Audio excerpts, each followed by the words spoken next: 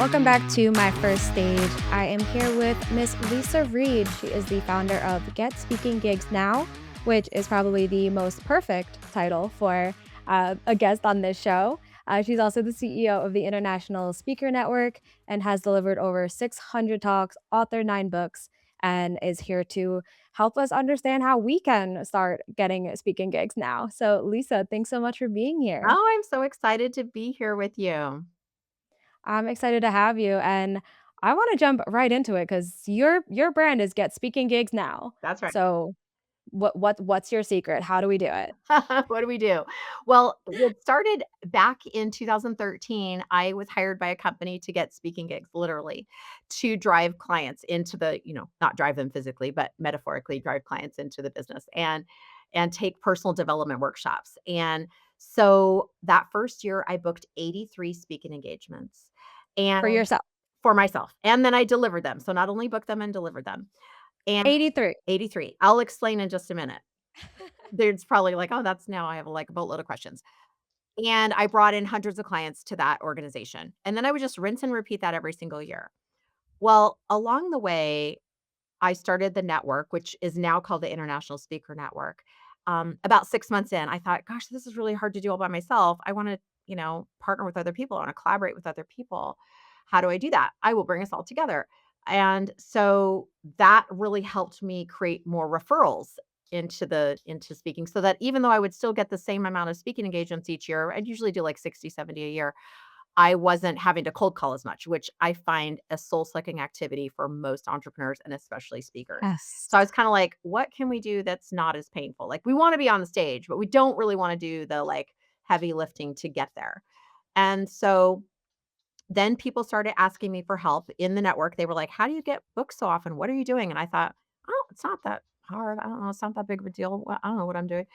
And I mean, I knew what I was doing, but I didn't really think I would wasn't really prepared to teach other people how to do it until one day, finally, like the 77th person asked for help. I thought, okay, I need to change my attitude and mindset around this. And I went home and I bought the URL, Get Speaking Gigs Now. And I started writing down, well, what is it that I do? And I started cataloging it. Then I started teaching it. Then I started getting clients with it. And so that's the headline. And now we can dive into the nitty gritty. Yeah, it's funny because that's basically how I came up with the show, because I was always getting asked, "How do I get on stages? How do I get booked as on bigger stages, new stages?" And I was like, "I can tell you how I've done it, but I don't have all the answers. I'm just gonna crowdsource and bring on other people to give those answers." So, definitely, very similar way to develop kind of a brand. So, what was it? What are those secrets? Well, for me, and I want to delineate something just because I know a lot of your audience may be thinking, oh my gosh, their first question is usually, are those paid gigs or are those not paid, whatever. So I want to just address the elephant in the room. Getting paid speaking gigs was not my intention initially because I was there to get clients, which in my world generates a lot more money than the paid speaking gigs. So it's a different strategy, not for everybody, but certainly it's strategy that works really well for me and I really enjoy it. So there's different strategies for different depending on what game you're playing. Um, but the first thing I say to people when they ask me, "How do you get speaking gigs?" I'm like, I'll say, "Well, what's your talk?" And if they hesitate, if they're not sure, then I'm like, "Well, that's your first step. You need to put your stake in the ground and say, like, I call it get your talk ready to rock. I love rock music and I love music. And so I just say, like, it's just easy. It rhymes. But I think you have to decide what's your, call to action, what's your description, what's your learning points, what's your title, and make that claim and then you have something to bring to the table because it's really difficult to be a speaker if you don't already have that ready. It's like, I wanna play baseball, but I don't have cleats and I don't know how to throw a ball and I don't know how to go up to bat. How would you play baseball then? So that Yeah, would be step number 1. And I and can keep going, but yeah, I wanna give you oh, sorry. say something. I so you say, like, have your talk ready. So are you when you said you did 83, I think it was, talks in a year. The Was that the same talk It that you was, gave, like, it was over and over again? yes, yes. Okay. I know. So in my world, if you're speaking to get clients, you're meeting different people all the time. it doesn't matter if you say the same thing over and over again. And it wasn't memorized necessarily. There was a structure to it, but I didn't say the exact same words every single time. I gave the exact same points and experience. It was an experiential learning talk. And I had the same offer. I only had one offer at that time to give, so that was it. And so it makes your life a lot easier than having to develop. I think sometimes people think they're always having to develop content, which can take an enormous amount of time. Now, if a corporation is hiring you for a specific thing, yeah, you might need to develop specific content for that event that they're paying you for. But when you are speaking in order to generate clients and you're not negotiating with a corporation about what they want, you've had a conversation with the meeting planner, what would be appropriate for the audience, but it's a really different strategy. Yeah, and then are these like these 83 talks in 1 year, you said you're doing like 60 a year, are these conferences, or these private events? Like, what type of, like, venue, I guess? Like, Yeah. what kind of event? Yeah, all different. It depends on the person. So when I work with people in my speakers training academy, what we do is we customize. It depends on the person. It depends on Mm. what they want, what's their business, what kind of clients are they serving, where do they live? Do they want to travel? Do they not want to travel? Are they comfortable with tech and speaking virtually or not? Are their clients at corporate events? Are they at conferences? Are they at associations? Are they local? So all these things need to go into the filter before you decide like, "Well, I just want to be a speaker." It's like, "Okay, well, who needs to hear your message and where are they hanging out?" When I first started speaking, I was speaking about personal development. So in that sense, it was what I call industry agnostic. Like anybody Mm. could I could speak to an association of project managers or I could speak to realtors. I could speak to entrepreneurs, chambers, um, business women, businessmen, all different kinds of shapes and sizes of people. But my one parameter was that they were going to be coming to a physical location to take this workshop. So I would have like about a 50-mile radius where I was. So as long as the event was in the 50-mile radius, we were good. So you get that many stages that close to home. Oh, yeah. Well, so this is where again, it depends. It depends on where you live, Yeah, right? So I live in Orange County, California, okay. and I discovered a way to so one of the things about me is that I don't like to waste time. I like to do things like shortest distance between what is it? This between 2 points, A and B. I wanted It's a straight line. Yeah, there we go. I wanted to figure out how could I get there quickly. So what I would do is I would find an association, usually would get a referral of an association of some kind, and I would typically get referred to the Orange County chapter. Well, where I live, there is 3 other counties within an hour away. There's LA, there's San Diego, and there's Inland Empire, which is not as popular as the other 2. I don't know why, but it's a really big county. And so I would immediately turn one association gig into 4. Yeah, Mm. yeah, there we go. So sometimes people aren't thinking smart. They're working hard, not working smart. And so then that same association, maybe they have a regional event and maybe they have a statewide event that's still like within, they often have events in Orange County, California, or San Diego, Los Angeles. So it depends on where I live. So that worked for where I lived. And now this is back in 2013. We weren't doing Zoom presentations or Zoom talks at that time.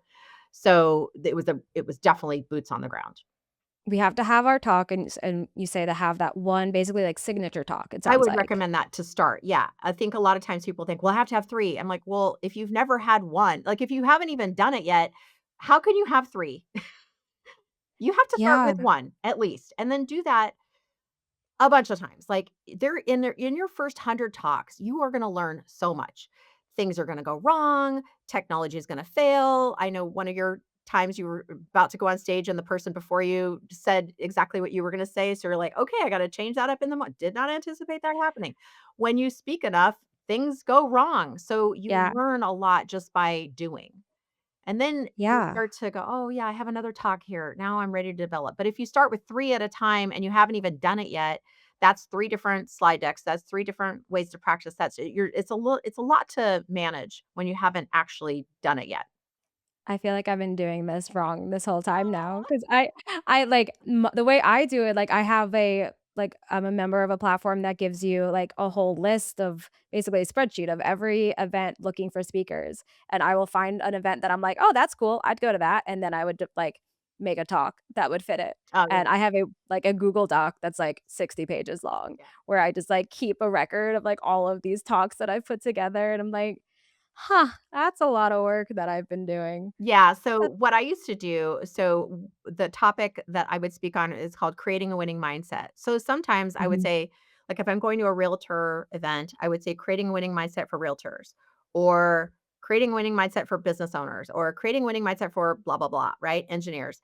And then I would put that filter over that talk. Like I would use examples if I'm speaking to realtors, when you're out getting listings, when you're out getting buyers, et cetera. I would use the verbiage for that industry within the talk. So I wasn't changing the bulk of it, but I would do the nuances or change how I showed up versus how I show up in front of a group of realtors is really different than how I show up in front of a nonprofit organization, right? And so read the room and things like that. Yeah, I think that's a little more the way that I do, like, my ebooks. Like, I have ebooks that are why every author needs a podcast, why every real estate There you agent go. needs a Yeah, podcast, you're why doing every it. financial advisor needs a podcast, and that is a whole lot easier to just kind of tweak those details than starting from scratch. I really should be doing that with my speaking. Yeah, and you So, can even I'm just gonna go redo my entire strategy now. well, you probably have like segments like learning points that you could shuffle around now that you've got your content developed. It is difficult when you're just starting because you're like, what content is going to land? What's really valuable for the audience, and what do I really enjoy? So there's a learning curve to it. I think sometimes people think it's got to be perfect, but there's something beautiful about going through the experience and actually learning as you go and evolving and perfecting. What is, like, the worst things have gone? Like, Oh my gosh. that day like, what day that, like, everything that could have gone wrong went wrong? One time, I mean, the one that comes to mind right now, I it was a San Diego event, so I drove there, got there early. I always like to get to the event or before anybody else, to be honest. I don't want to be there unpacking my stuff. I wanna already be ready to go and deliver, to greet people.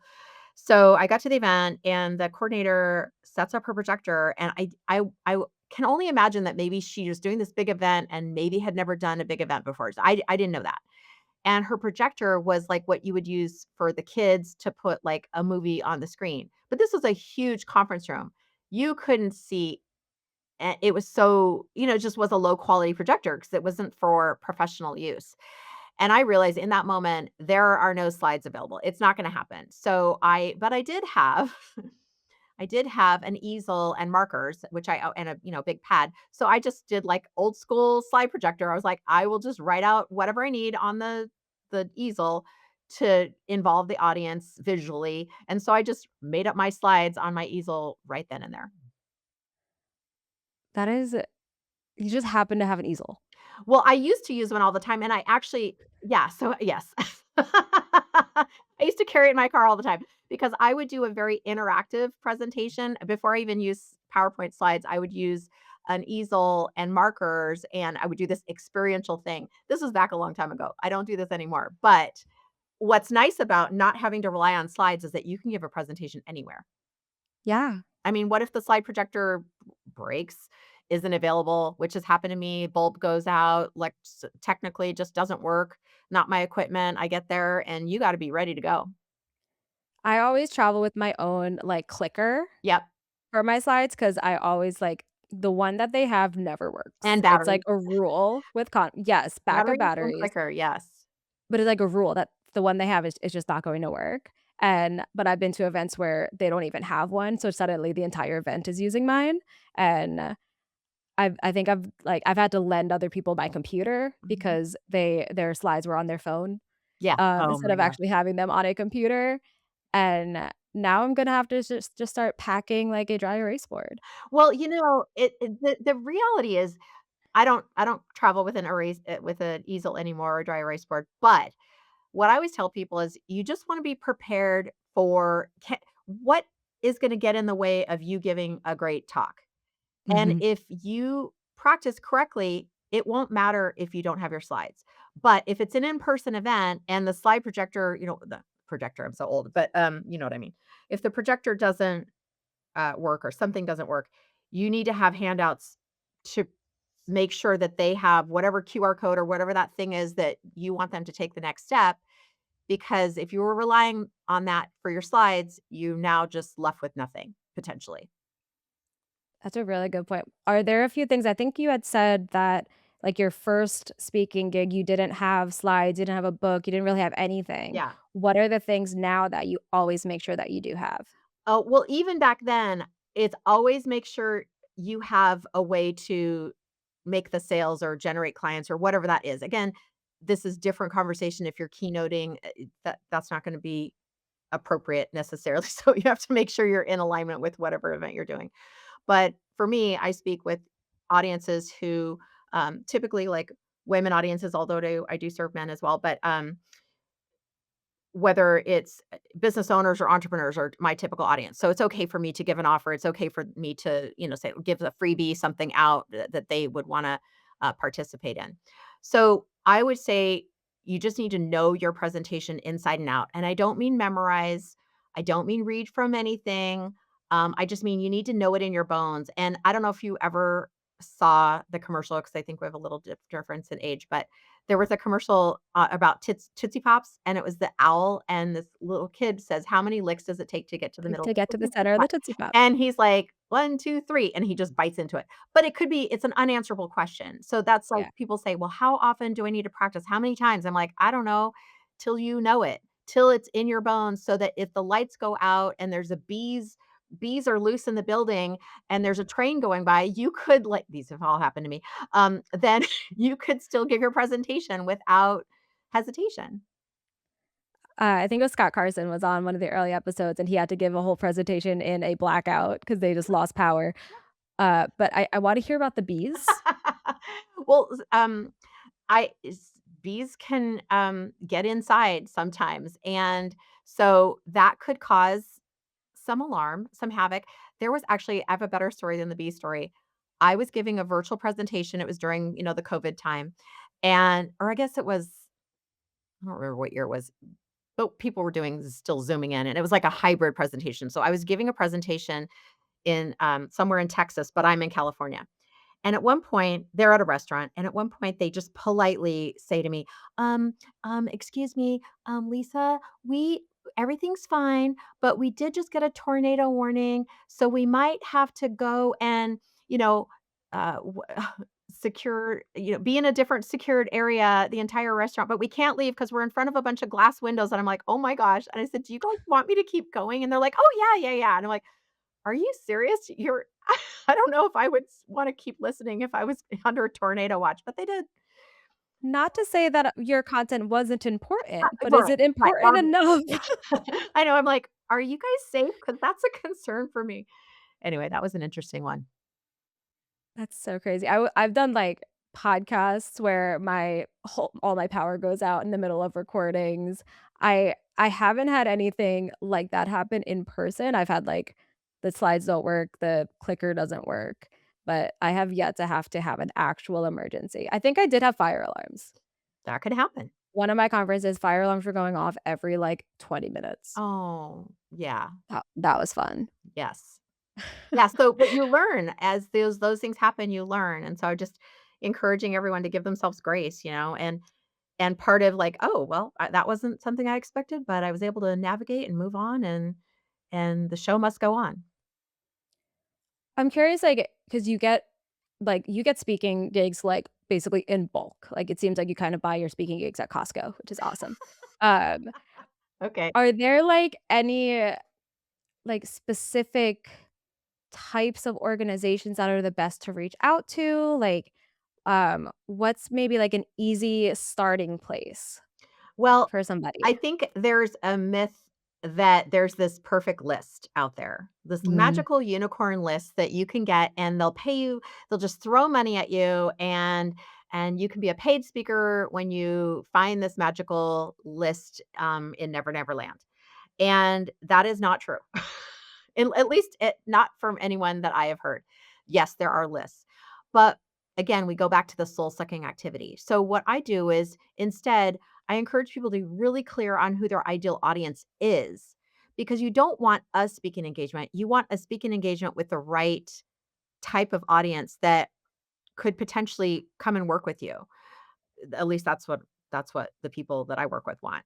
And so what we do is we figure out, okay, what's your speaking audience like avatar look like? And again, this is where we decide, is this local? Like, do you live in the middle of nowhere where there's nothing happening? Well, then we're probably going to need to branch out. But local is always a good place to start. Like if I lived in Chicago and I'm pretending to be one of my clients right now. So I live in Chicago and I speak to people who need senior services. Not the seniors themselves, but like their parents are aging, maybe other people who work with that same population, estate planning attorneys, maybe CPAs, maybe construction who's helping, rehab the house so that, people can stay in their home, etcetera, organizations that serve that type of community. So what I would do is even though I'm in Chicago, which is a really big area and I could travel, I'm gonna get the lay of the land in Chicago. I'm like, okay, I want to know what's happening in my backyard. And this is what I call finding treasure in your own backyard. A lot of times people don't even realize there's stuff happening in their own backyard. So what are the associations in Chicago? What are the senior services associations? What are the estate planning associations? What are all the different things? And then I would map out, like, this is just what I would do. I would map out, like, when are they? When do they meet every month? Do they have an event that's once a quarter, the regional event? Like, what's the lay of the land? And I think a lot of times people just are looking for the speaking engagement. I'm like, well, get the lay of the land of your own backyard first. Then you can start to decide, okay, here's what I'm looking for. Because what happens is that, say you find this magical association that wants to have you as a speaker frequently. Well, they're not gonna have you there every single month. So now what you have is you have a referral for one of your speaker buddies, and then they are probably gonna have a referral for you, and so on and so forth. So if we think of it that way, instead of just finding one, finding one, finding one, you gotta look at the whole picture, not just the onesie twosie. Yeah, one of my episodes actually was all about referrals and how, like, to use referrals, to grow your speaker So easy. gigs too, so, no, I love that that's, something that you do. Is there any, like, step that you can think of that people just always miss when it comes to, like, booking gigs, finding gigs, giving their presentations? I think there's a lot of noise in the world, like, I get requests on LinkedIn and, you know,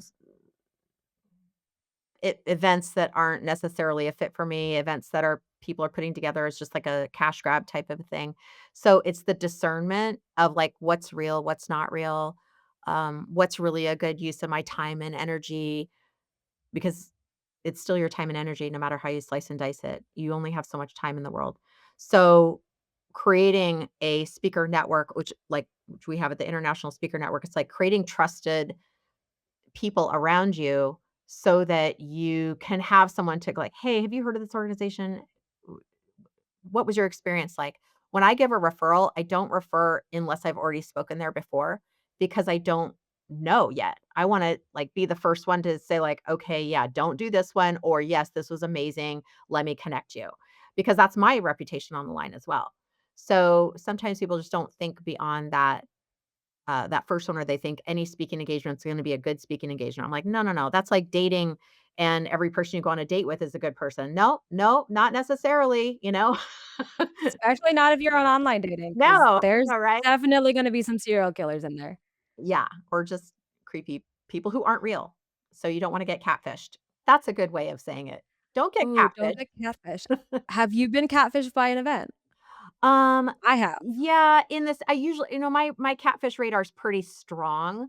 Yeah. But certainly the first time it happens is when you're like, "Oh, like, "Oh, we wanna give you this award," or whatever, and or we wanna on and you're like, "Huh, okay, let me take a look," and so I do a little research, I'm like, "No." But now I just delete it right away, but at first I'm like, "What is this?" So, yeah. Flattery can be very tricky. True. I think I may have talked about this on the show, but I was kind of like catfished by an event. I was speaking at a real estate conference, and I'd even like I basically had a referral because I know somebody who had spoken at it, and, even he was confused after I told him what happened because he's like, "That is not what I remember at all." No. I had put together an entire presentation on using podcasting for real estate agents, and I could speak to real estate agents all day about podcasting. I have specific strategies for them. I have, like, all of these things. I can do it off the top of my head, no problem.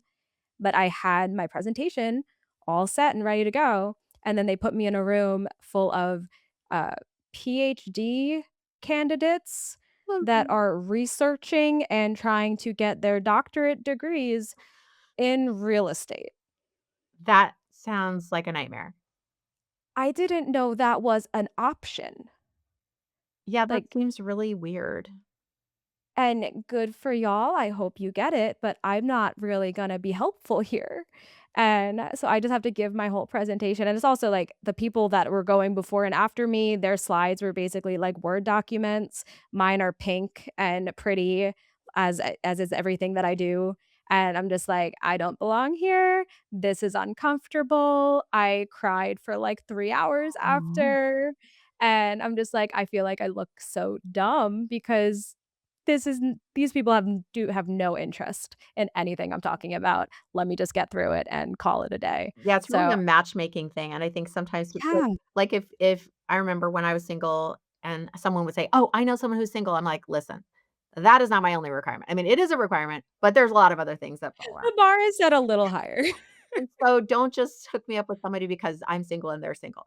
But it's the same with speaking, like, not every speaking engagement is for each speaker. So when someone's like, "Well, what speaking referrals do you have?" I'm like, "Well, I need to know you first. I need to know, like, what your deal is." And I also don't wanna put you in a situation that you're like, "Oh, well, I don't wanna get up that early in the morning," or "I don't wanna travel to this place," or whatever, or "This isn't my ideal audience." I don't wanna set you up for failure either. So I'm very selective about who I match and why. Yeah, and you had kinda touched on, like, getting paid to speak versus not getting paid to speak. I feel like the one that doesn't get talked about as often is paying to speak. Yeah, pay to play, yeah. Yeah, There's lots of how do you different feel about stages to that? do that. Again, it's all about using your noodle. Like, if it's gonna make sense for your business, I've made tons of money doing a pay to play option, but it's not my favorite option, you know what I mean? So, I will do it if I know that absolutely the right people are in the room, if I have high trust in the person putting on the event and I know they're gonna fill the event, and I have a high likelihood of generating 5 figures and above out, from that event. But or I'm just like, "You know what? If it" I run it through the resentment filter. If nothing works here, it doesn't work out, I get 0 clients, how resentful am I gonna be? I'm not that resentful, it'll be fun, I'll get exposure, I'm good with it. But you gotta run through that yourself of, like and don't fall for the promises of from someone else if you're internally doubting. This is a mistake I see people make where they're like, "Oh, I get to be on stage with, this famous person and that famous." Well, you're not on stage with them, to be fair. They are probably speaking at the opening or the keynote or something, and you're just like a little, person in the background. But I mean, it's bragging rights. Sure, you can do that. If that's what you're paying for, then know what you're paying for because that person who's the head keynoter, they know how to sell from stage and they're probably going to scoop everybody up. So just don't think that, like, oh, if I pay this big amount, I'm guaranteed this many clients. You're not. If you have a track record and you know how to sell from stage and you've done a really great job of it, then you can discern if that's gonna be a good strategy for you. If you're just getting started there, I honestly say no business paying to play. 0 business paying to play. Yeah. Actually, I just got I had reached out to an event about speaking, and they came back with, like, "This is a great fit for our sponsored tracks," Sure. and I'm like, Yeah, probably not." you gotta decide if yeah, it's like you gotta decide. It could be, but it might this is where you gotta run it through your own business Yeah. filter and yeah. Yeah, I think we also, like, underestimate the cost that goes along, like, you did it in a way that everything's within 50 miles, like, you can drive in for the event and drive home, and it's not a huge deal, but even, like, I've taken, like, paid speaking opportunities that cover my flights, and I still have the entire day, I have the food, maybe the hotel, and there's still other costs there. Yeah. So I've And your time, and then you gotta get Yeah, home and you're so that's why I say paid speaking versus not paid speaking, um, uh, it's easier to get speaking engagements that don't offer a fee. It's easier to get booked. You get booked quicker. There's not as much competition and you make money. You make right off the like if you get clients, you make money. So usually people will come to me and they'll say like, "Oh, I'm tired of speaking for free." And I'm like, "Okay, there's a hole in the boat there. You've been speaking for free, but you haven't been getting clients. So something's wrong. Something's wrong with your system. And getting paid isn't always what it's cracked up to be either. Like you're saying, it's like, well, you might get paid in the beginning a couple $1,000s, $2,500 something, but does that compensate you for the time and effort that you put out? Yeah. Is there something that's, like, the number one thing you see wrong with those systems when the people are, speaking and getting nothing? Yeah, they usually think that they're falling under the trap of like, I've got to get my name out there. I've got to pay my dues. That is neither of those are business strategies. Mhm. That's just a false like I'm not ready yet or it's a way to like block yourselves from bringing in clients and making money. The reality is if you're in business for yourself, if you're an entrepreneur, you're in the sales business. And people often don't want to admit that, but that is true. And I've had clients who are attorneys, doctors who guess what they don't teach in medical school or law school is sales and marketing. So they bought this brilliance to share, and then we gotta like, oh, we gotta package this up so that you can attract clients now. Just being a doctor or a lawyer isn't gonna cut it anymore. You've got to actually have a good strategy. Yeah. That's the hardest part. Even if you do know, like, I came from a marketing background, and I can do marketing for my clients all day, but doing it for yourself is different. It is, and It it's weird feels how, like, with different. little things will switch in our mind. I have a gal who reached out to me on LinkedIn yesterday. She's like, she's a seven-figure business owner, and she's like, "But I did that for somebody else. Like, I built a company, it was around building something else. Now I gotta build for myself." It's a different feeling, even though she's had great success. It's a different feeling. It really is, like, it's you love to brag on your like, your clients and the people that you're doing it for, but then it comes to yourself and it's like, "I'm decent at this." Yeah, you're like, "I guess I'm okay." If you have no one else, like, you could pick me. Yeah. I'll be your last resort option, like, I call maybe it it's just brilliance hoarding. ooh, I like that. Yeah, I like we're like, that. "Oh, I don't kind of have all this brilliance. I'm just gonna sit on it in case, maybe someone will wanna hear it someday." What? Uh, if it's meant to be, they'll just find Yeah, me. they'll find me. I'll just get visible and I'll get my name out there. No. No, no, no, no, no.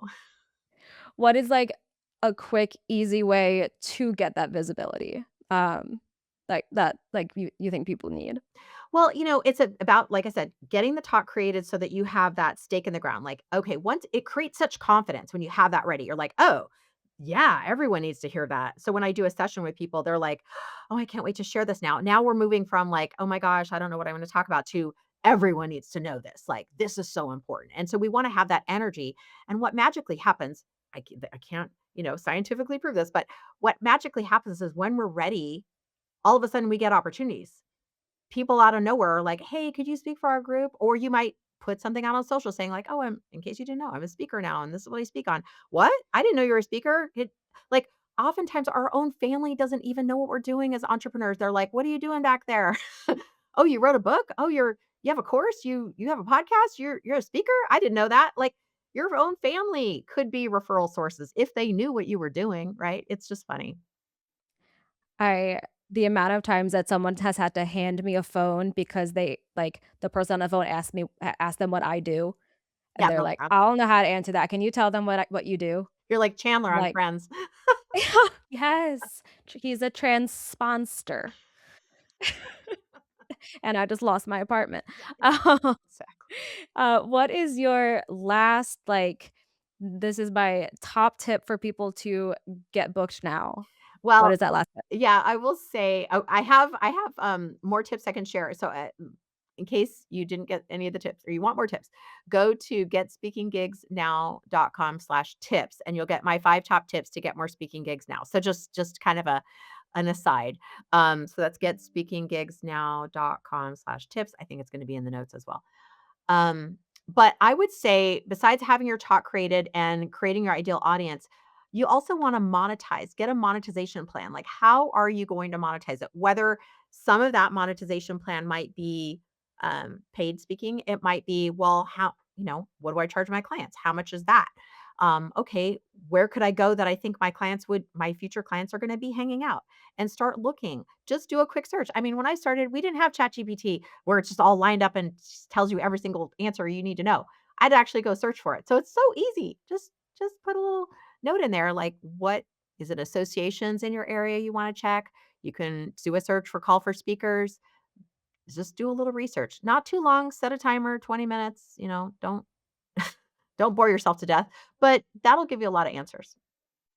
With with that monetization plan, is there any rule of thumb for price point? Like, if you're gonna try to sell from the stage, should you stick to, like, a small intro offer that's, like, 199, or is it okay to go in with the, like, "This is my $10,000 package?" Like, what, or does it depend on the It audience? depends on a lot of things. It depends Yeah. on a lot of things. So, typically, if you have a half hour to an hour talk, typically, I would say you're probably better off, like, I work with a lot of coaches and people service Mhm. providers, so I would say a call is probably more likely for you to talk about what that program, or is this person a fit for your program? That's gonna glean you a lot more value than the 197 that I would say, "Oh, I've all sold all the 7s, the 97, the 197, 297, 397, blah, blah, blah."